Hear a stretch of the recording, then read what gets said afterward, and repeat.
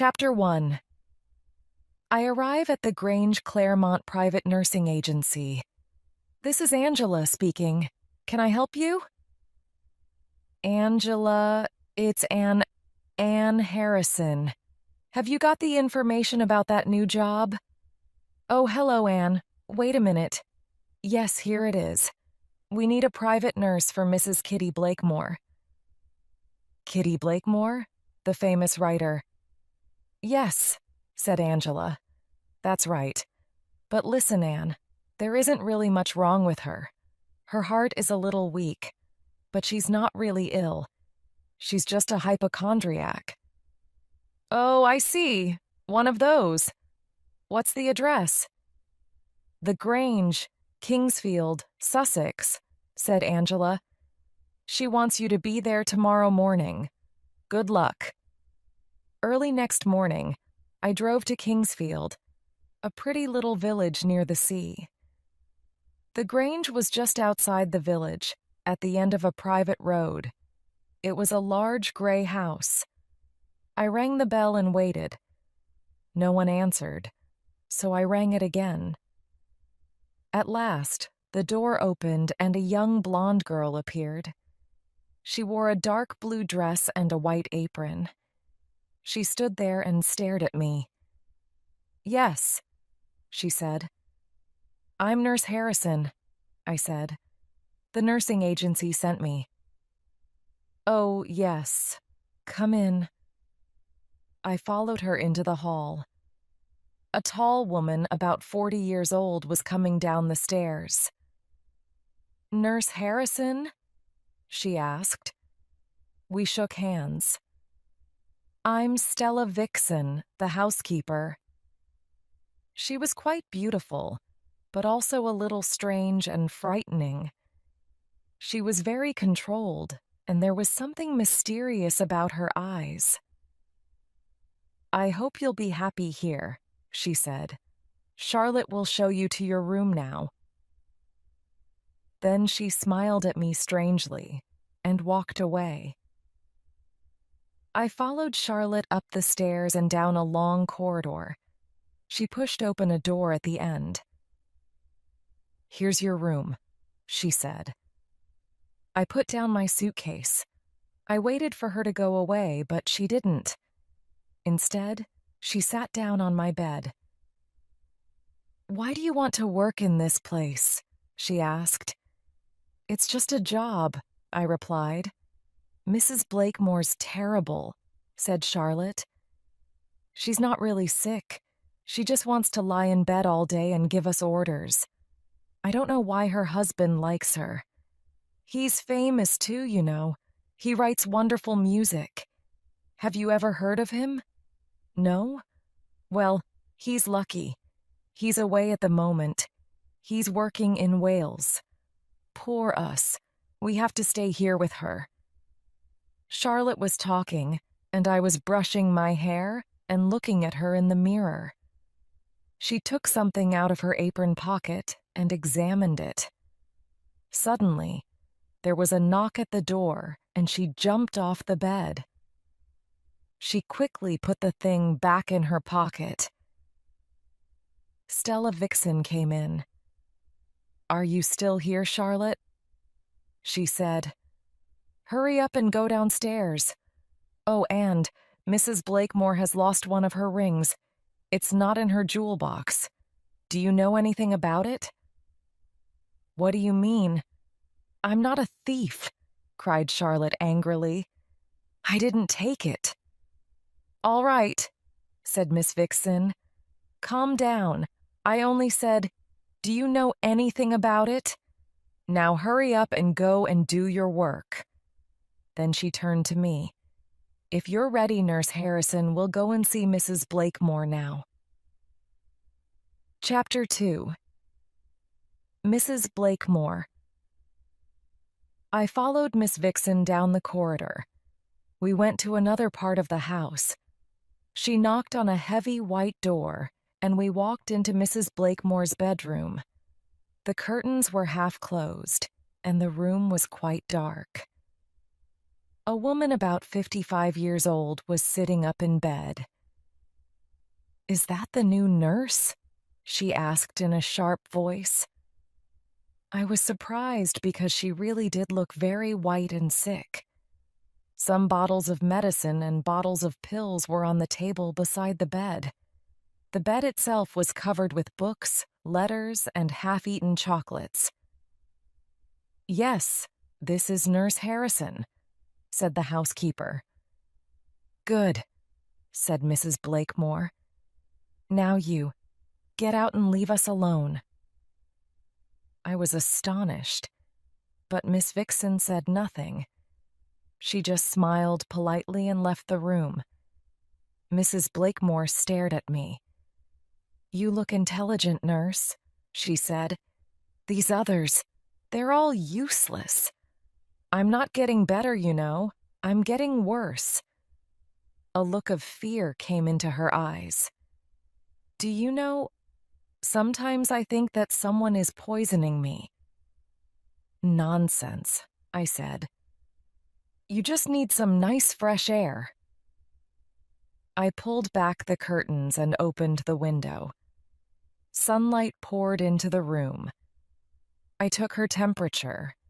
It was perfectly normal. Now, Mrs. Blakemore, I said, a nice walk in the garden will make you feel a lot better. Oh, don't be silly, she said. I'm much too weak. At that moment, Miss Vixen opened the door and said, Dr. Spencer is here. A short, fat man with glasses came in. And how's my patient today? He asked. I've got a very nasty taste in my mouth, doctor, she complained. My legs hurt and I feel sick. Ah, he said, but you've got a nice new nurse. What a lucky woman you are. Listen, doctor, said Mrs. Blakemore. I'm not getting better. I was sick last night. Oh, dear, said Dr. Spencer. You've been eating too many chocolates. He smiled at her and then at me. I'm really sick, you fool, said Mrs. Blakemore angrily. My dear lady, said Dr. Spencer gently. Please don't worry. You worry too much. He looked at me. I'll just give her a little injection. It will calm her down. I nodded. She has some strange ideas, he said. She's a writer, you see. The injection worked. Soon she was lying there quietly. Then Dr. Spencer noticed the chocolates. Look, what did I say? More chocolates. Dear, dear. Yes, my nephew always brings me chocolates, said Mrs. Blakemore. Your nephew? My nephew, our vicar, the Reverend John Palmer, she explained in a tired voice. Oh, so he's your nephew, is he? That's interesting, said the doctor. I didn't know that. I've told you hundreds of times, said Mrs. Blakemore. Your memory isn't very good, is it? Or perhaps you just want to annoy me. He laughed a little nervously, and he left the room. Useless man, she said. Then she smiled at me strangely. I've got a little joke for Dr. Spencer. Have you? I said. Yes. I've told him that I'm going to leave him a lot of money in my will when I die. But it's not true. No, I'm not going to leave him anything. Mrs. Blakemore laughed weakly. He's a useless doctor. Why don't you get a new one? I asked. This isn't London, you know, she said. This is the country.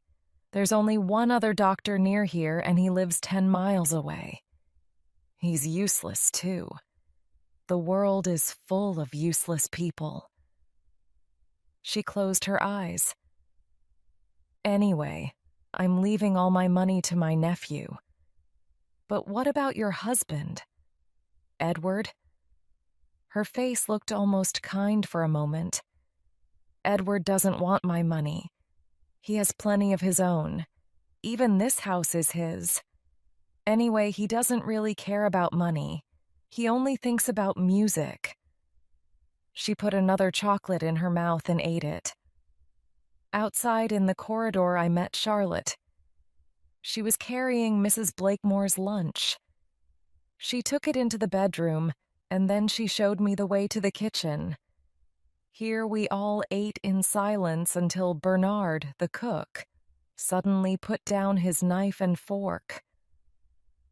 "What do you think of her, then?" he asked me. "Mrs. Blakemore?" "Oh, she seems all right," I replied. "All right," he said. "She's rude, selfish, and mean. Do you know, she's got lots of money, loads of it. But she always makes us use the last little bit of everything. The last bit of milk, the last bit of bread." "Well, perhaps she doesn't like to waste anything," I said. There was silence again. "Mrs. Blakemore thinks that someone is poisoning her," I said. Bernard laughed. "Really?" he said. "I'm sure that we would all like to poison her if we could. I would do it if I could think of a good way." Miss Vixen's face went white. "Bernard, well, it's true, isn't it?" he said. "You don't like her either, do you?" Miss Vixen didn't answer. Bernard went to get the ice cream from the fridge. He walked with some difficulty. I saw that he had something wrong with his left leg. Suddenly, Charlotte said to me, "That's a nice ring you have. It's a diamond, isn't it?" "Yes," I said. At last the conversation had changed. "I'm getting married next year. My boyfriend's name's David, and he's a sailor. He's going to be away at sea for the next 6 months." "Oh, I'd like to get married too," Charlotte said. "I want to marry a rich man. Then I can have a big house like this and a maid." She laughed. "Who knows? Perhaps if Mrs. Blakemore dies, Mr. Blakemore will marry me. He's a bit old, but he's famous and he is rich." "If that's a joke, Charlotte, it's not very funny," said Miss Vixen. Bernard laughed again. "Yes, Charlotte, keep your mouth shut. Mr. Blakemore would never want to marry a silly little girl like you." Chapter 3. A Nasty Taste. After lunch, I visited my patient. She was asleep. The plate was by the bed. She hadn't eaten very much. I thought. She doesn't need all these bottles of medicine and pills. She just needs some vitamin tonic. I decided to walk into the village and buy some for her. It was a beautiful afternoon and the village looked very pretty. As I passed the church, I remembered that the vicar was Mrs. Blakemore's nephew. So I went inside to have a look. It was a lovely old building, but it was in a terrible condition. Some of the colored glass in the windows was broken, and there were holes in the roof. There was only one shop in Kingsfield. The woman who owned it was busy. She was talking to a thin man in a black suit. "Oh, dear vicar," she said. "It's going to cost a lot of money to mend that roof." "Don't worry, Mrs. Owen," he said. "We'll get the money." Then she noticed me, a stranger. Her smile disappeared. "Yes," she said. The vicar turned round. I could see his face now.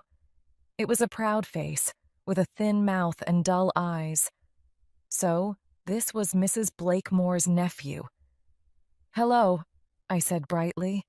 "A bottle of tonic, please." That evening, I saw Reverend Palmer again. I had just helped Mrs. Blakemore to go to her bathroom. She wanted to wash and brush her teeth. When he came in, I was helping her to get back into bed. He was holding another box of chocolates. Ah, John, it's you. Come and sit down, she said. Look, I've got a nice new nurse. She's going to make me better. He looked at me, but I don't think he remembered me. Smile, John, smile, his aunt said. You're always so serious. That's because I am very worried about the church, Aunt Kitty, he said. We need thousands of pounds to mend the roof. Oh, stop it, said Mrs. Blakemore. You're always talking about the church. It's so boring. Come on, nurse. Open the chocolates. My nephew needs something to make him smile. But he stood up. No, not for me. Thank you, Aunt. I must go now. I'm very busy. I opened the box of chocolates and gave it to Mrs. Blakemore. Then I left the room.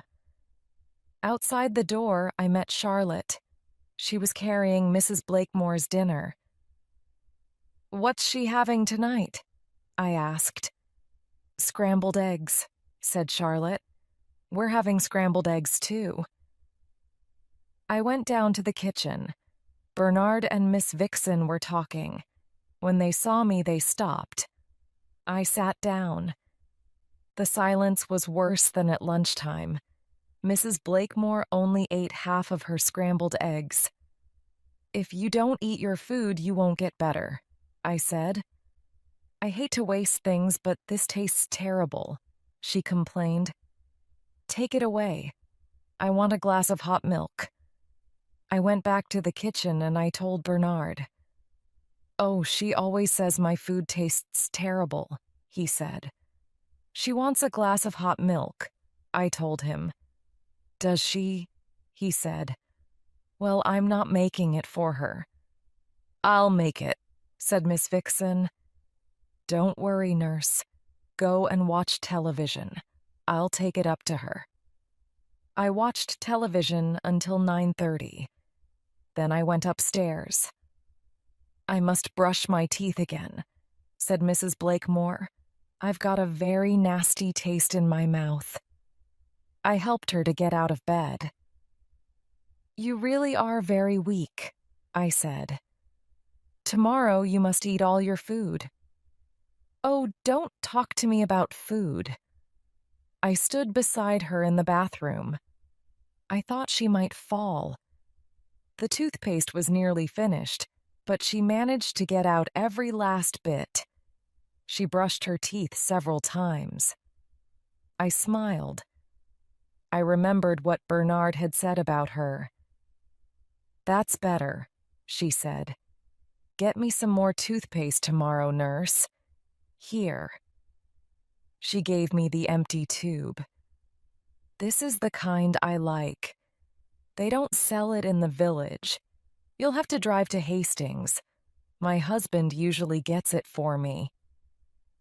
I put the tube in my apron pocket. Then I put my arm around her because she was so weak. She couldn't breathe very well. Perhaps she wasn't a hypochondriac. Perhaps she really was ill. I felt a bit worried and I decided to telephone Dr. Spencer the next day. Chapter 4: A Suspicious Death.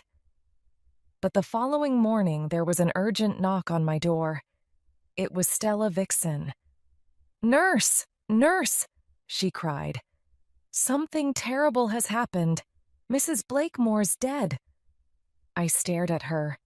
Dead? Yes, I must go, she said. I must go and telephone Mr. Blakemore at once. Oh, what am I going to say? Telephone Dr. Spencer, too, I said. Then I ran down the corridor. Mrs. Blakemore was lying with her eyes open. The light beside her bed was still on and the curtains were closed.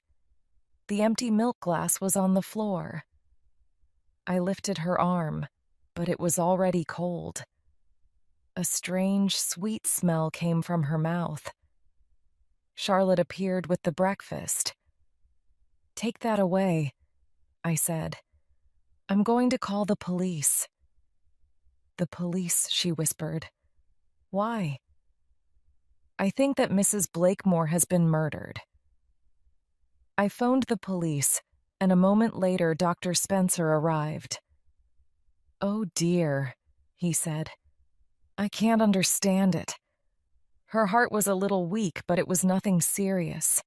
I just can't understand it. I didn't think that she would die. No, doctor, neither did I said coldly. But perhaps her heart wasn't the problem. Can you smell that strange smell? Perhaps she's been poisoned. Poisoned? His hands shook. You're not serious. Yes, I am, I said. She thought that she was being poisoned. But I didn't believe her. She said that her legs hurt and that she felt sick. I didn't do anything.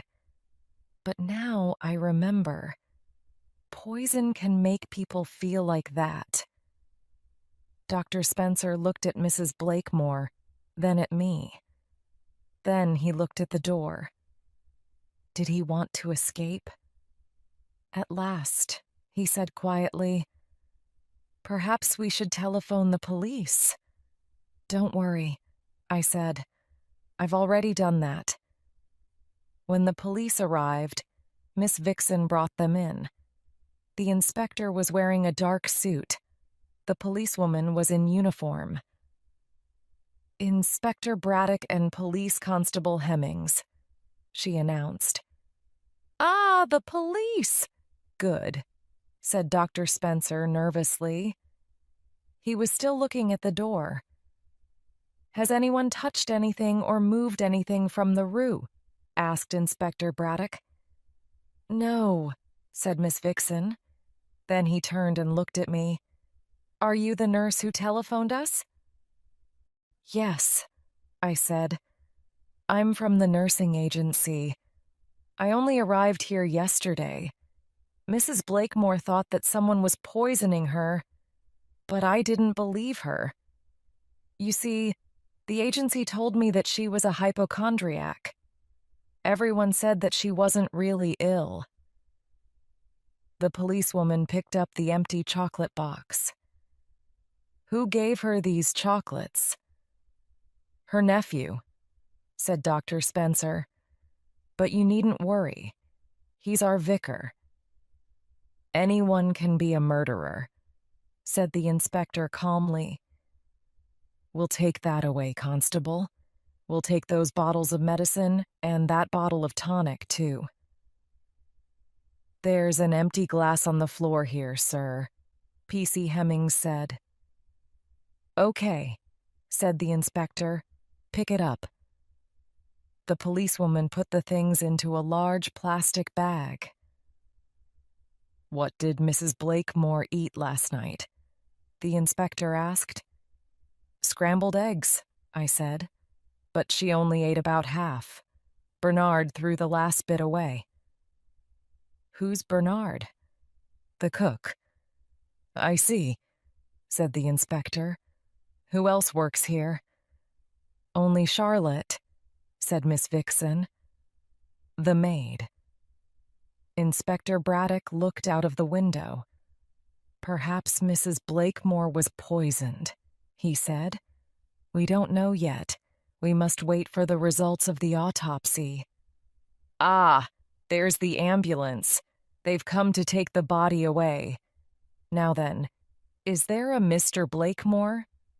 Yes, said Miss Vixen. He's been working in Wales for a few weeks. I've just called him. He'll be here this evening. Then we'll come back later, said the inspector. But first, I'd like to speak to Bernard and Charlotte. Where's the kitchen? I went to my room and stayed there all day. I felt terrible. I blamed myself. But I blamed Dr. Spencer and the nursing agency, too. Why had none of us done anything to help her? She had been sick. She had been really sick. And now she was dead. Chapter 5. Who is the murderer? At about 6 o'clock, I went downstairs. Mr. Blakemore had just arrived. Charlotte was taking his suitcase. He was a good-looking man of about 50 with white hair. His face was tired and worried. "Come into my study," he said to Miss Vixen, "and tell me all about it." I went to the kitchen because I wanted a sandwich. Bernard was pouring away a bottle of milk. "Bernard," I said, "what are you doing? The inspector doesn't want us to throw anything away." He turned round. "Are you suggesting that I poisoned her? What about you? It's strange, isn't it? You arrive here and the next day Mrs. Blakemore is murdered." "Don't be silly," I said. "I don't have a motive." Suddenly, Stella Vixen rushed in. "Nurse Harrison, quick! Can you come and see Mr. Blakemore?" When I reached his study, he was walking up and down. "Sit down, Mr. Blakemore," I said. "Here, let me pour a drink for you. I want to be with her." He was crying quietly. "Why can't I be with her?" "I'm sorry," I said. "They took your wife's body away." He put his hands over his face. Then Charlotte appeared at the door.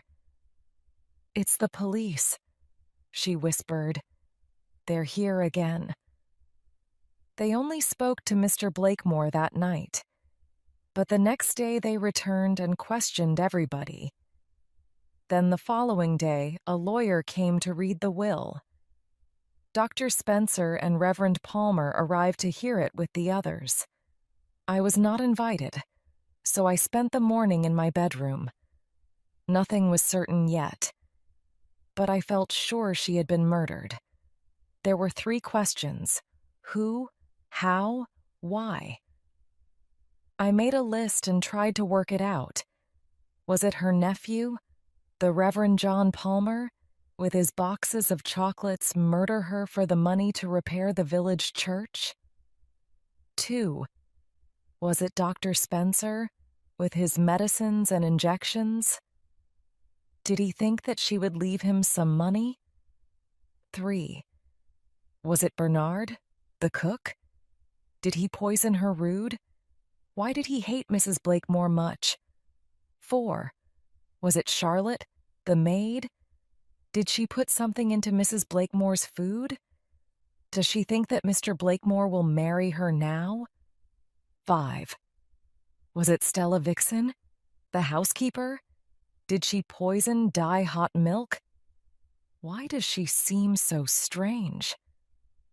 Chapter 6. They all have a secret. That afternoon, the inspector announced, "We now have the results of the autopsy. Mrs. Blakemore was poisoned. She was probably given small amounts of arsenic for some time to make her weak.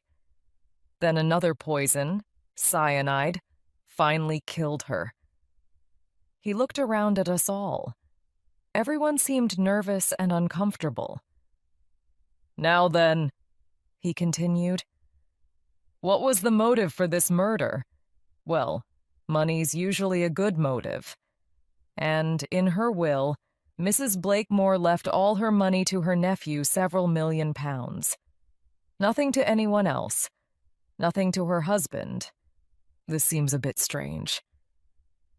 The Reverend John Palmer looked down at his hands, embarrassed.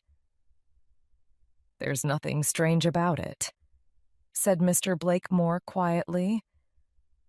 "Kitty always said that she was going to leave everything to her nephew. She had no children, you see, and she was very fond of her sister. So when her sister died, she decided to look after her sister's son. Anyway, she didn't need to leave me any money. I have plenty, and this house is all mine." "I see," said the inspector. "Well, Vicar, now you've got plenty of money too, haven't you? You can mend that church roof now, can't you?" The Reverend Palmer's face went red, but he said nothing.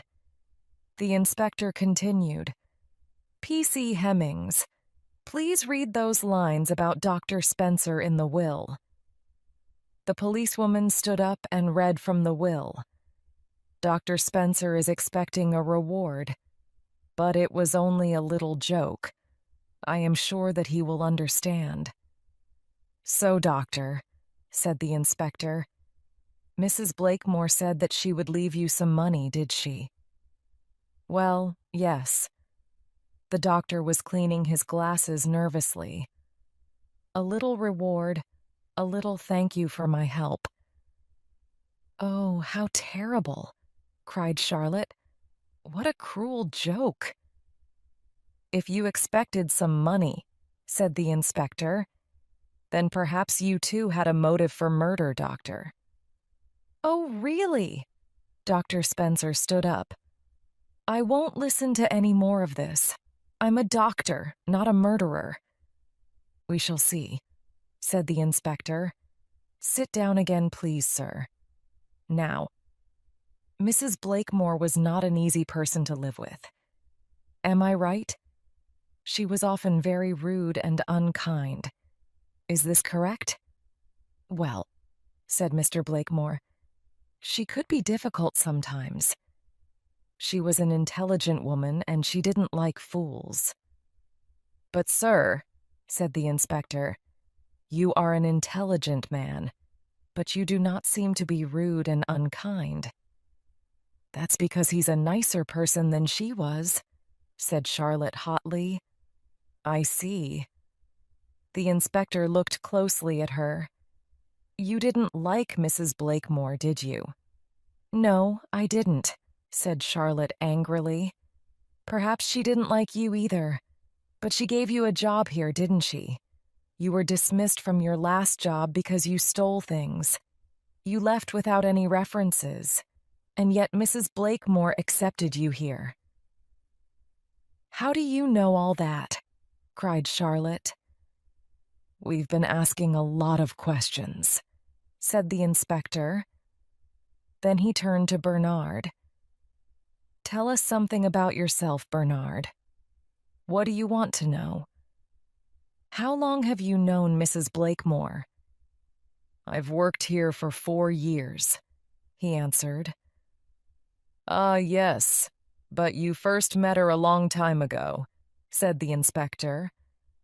I've been talking to your mother. She said she used to be Mrs. Blakemore's maid, years ago, in London. Bernard said nothing. He touched his bad leg and looked unhappy. You remember, don't you, Bernard? You were the maid's child, a poor little boy with a damaged leg. Your mother worked for the rich lady in the big house. Stella Vixen was looking at Bernard. She seemed sorry for him. The inspector continued. You needed an operation on your leg, didn't you? But it was too expensive, and Mrs. Blakemore wouldn't help you, would she? Bernard suddenly spoke. She was so mean, he cried angrily. My mother asked her for some money, but she refused. Then she dismissed my mother, for no reason. Yes, I know, said the inspector calmly. Then years later, you came to work for Mrs. Blakemore yourself. You wanted to kill her, didn't you? Bernard laughed. I certainly hated her, he said. But at first, I didn't know that it was the same woman. Believe me, Inspector, I was surprised to see her again. I stayed because I like the country. There are other reasons, too. He looked over at Charlotte with a smile, but she looked away from him angrily. I'm sorry, Inspector, but I didn't kill Mrs. Blakemore. It wasn't me. We shall see, said Inspector Braddock. Now, I have a little problem. We have examined the things from Mrs. Blakemore's bedroom, but we can't find any evidence of poison. It's very strange. She was certainly poisoned. We found arsenic and cyanide in her stomach. But how did they get there? Perhaps something was thrown away before we arrived. I remembered that Bernard had thrown away some milk. Was he guilty? I even began to feel guilty myself. Inspector Braddock wrote some notes on a piece of paper. I looked around at everyone. The Reverend Palmer sat very straight in his seat, his lips tightly closed. Bernard looked angry. Dr. Spencer was wiping his face and glasses again. Charlotte looked frightened. Stella Vixen's face was embarrassed. She was looking down at her hands, like someone in pain. I looked quickly across the room and noticed something. For a second, only a second or two, Mr. Blakemore lifted his head and looked at her. There was something mysterious in his eyes. "Okay, that's all for today," said Inspector Braddock.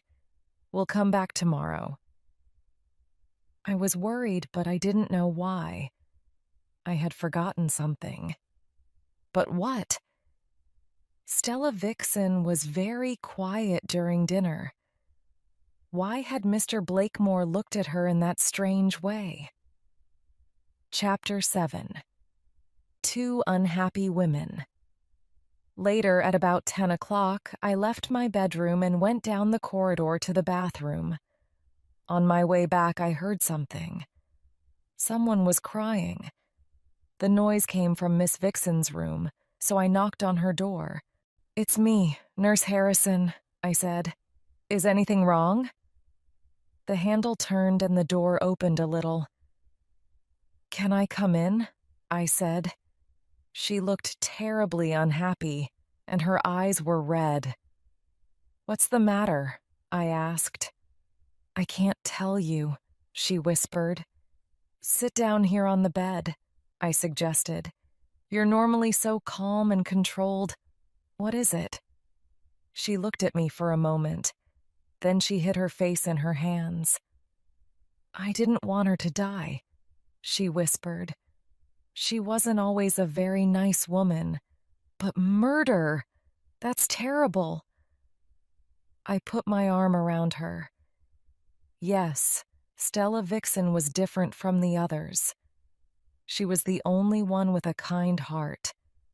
She had never said anything nasty about Mrs. Blakemore. Someone in the house might be the murderer. But it wasn't Stella Vixen, I felt sure. "Please," she said. "You must go now." "But will you be all right?" I was worried. She seemed so frightened. "Yes, go," she said.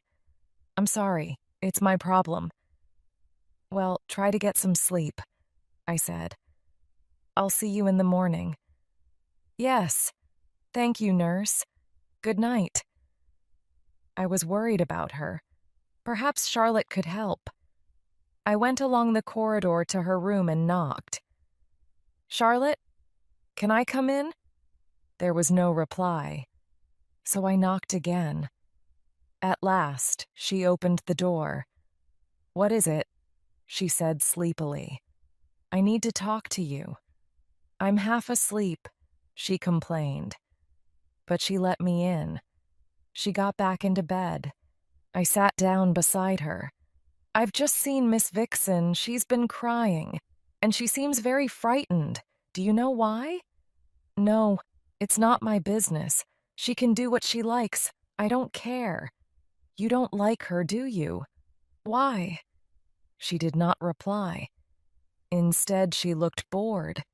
She began to play with something on one of her fingers. It was a diamond ring. "That's pretty," I said. "Where did you get it from?" "It's mine," she said quickly. Then she hid the ring with her other hand. "Someone gave it to me."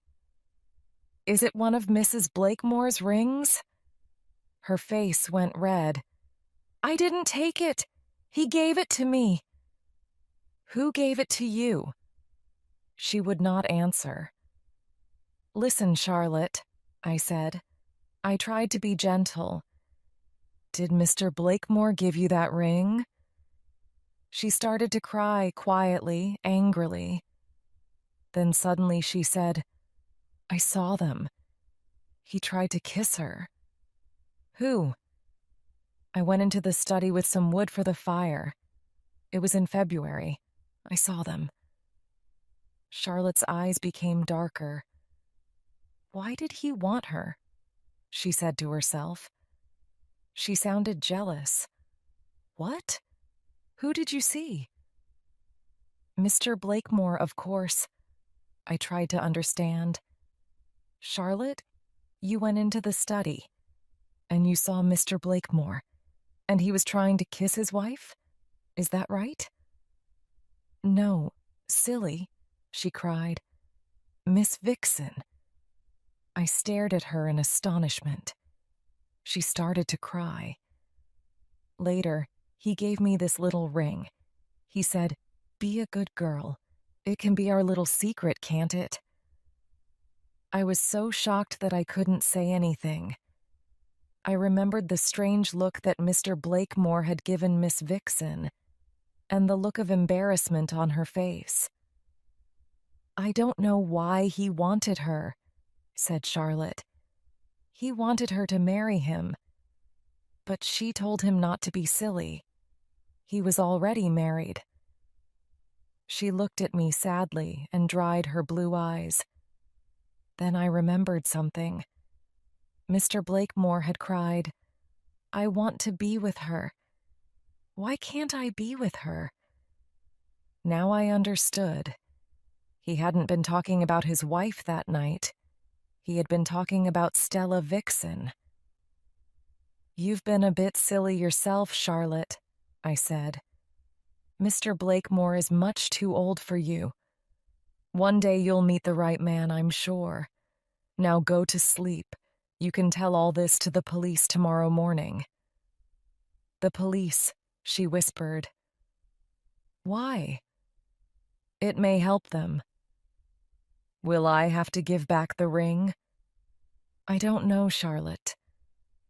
Anyway, there are more important things than your ring. I left her. Outside, I began to shake with fear. Did Mr. Blakemore murder his wife? No, it was impossible. He hadn't been in the house, and yet, perhaps there was something I had forgotten. What was it? Chapter 8: A Perfect Murder. Suddenly, I heard footsteps. I hid myself in the shadows against the wall. I saw the shape of a man at the end of the corridor. He started to come towards me. At Stella Vixen's door, he stopped and knocked quietly. She didn't answer, so he knocked again, louder. He began to walk away. Then he came back. Stell, he called, in a low voice. It's me, Edward. I must speak to you. You can't refuse me. Not now. He tried to open the door, but it was locked. At last he stopped and went away down the corridor. I opened Charlotte's door. Charlotte, quick, get out of bed. Lock your door. And don't open it again to anyone tonight. Not to anyone. I hurried back to my room and locked my own door too. I was still shaking. It was him. He had done it. Yes, Mr. Blakemore had murdered his wife. And yet, it was impossible. He had been away in Wales, so he couldn't have done it. Or could he? I got into bed and lay down. Perhaps he had put the poison into something before he went away. There was something I had forgotten about. What was it?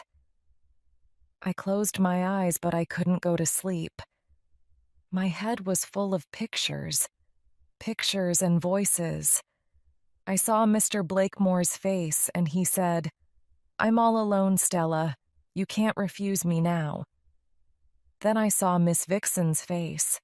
Her eyes were red, and she whispered, I didn't want her to die. She looked at me and said, "It's terrible. Someone has murdered Mrs. Blakemore." I sat up and put the light on again. Midnight. It was going to be a long night. Suddenly, a picture of Mrs. Blakemore came into my head. It was the evening of her death. She was weak and thin. I was helping her into the bathroom. She wanted to brush her teeth. She had a nasty taste in her mouth. Then what?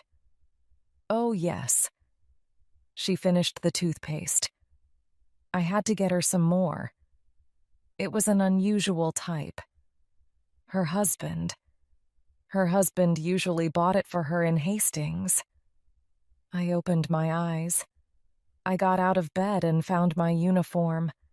I put my hand into the apron pocket. Then I touched something hard and cold. It was the empty toothpaste tube. Of course. So, it had nearly been the perfect murder. Mr. Blakemore had made sure that he was away, far away in Wales, so no one would ever suspect him. He had put the poison into the toothpaste. No one would ever think of that. His wife would use it every day until it was finished. And the empty tube?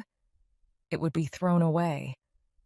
So there would never be any evidence. It was a large tube. Enough for several weeks. I turned the top and took it off. Yes. I could smell that strange, sweet smell again. But how did he put the poison into the toothpaste? Injections, probably. Yes, injections of arsenic deep into the tube through the opening. And what about the cyanide at the bottom? It was a long tube, too long for most needles. I examined the tube very carefully. I was looking for marks on the outside. Yes, there were 2 very small holes in the metal, near the end. I put the tube back in my apron pocket. It was safe there. Now I had to wait for the morning. And the police. I washed my hands carefully and climbed back into bed. I tried to go to sleep. But that was impossible. Every time I closed my eyes, I could see Mrs. Blakemore in her bathroom. She was trying to get out every last bit of the toothpaste. And I could hear Bernard's voice. Do you know she's so mean that she always uses up the last little bit of everything?